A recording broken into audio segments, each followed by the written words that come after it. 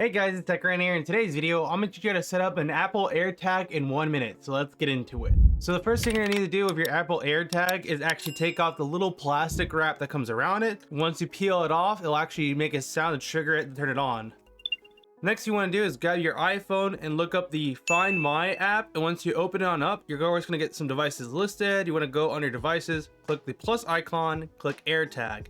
And what this is going to do is search for the AirTag on your phone that we just actually turned on, which you can see here. It actually found it, and we'll just click connect. And then you can label it for whatever you want. For the time being, I'm just going to label it as camera for my camera bag. And of course, you can enable the additional settings with the device too. So we're just going to say use this iPhone. Then the AirTag will be registered to the actual phone number in email. Once you've done that, you'll be able to track your new AirTag on your device. So now if you go to items, and in items, you'll see of course your device for your AirTag, because I named it camera.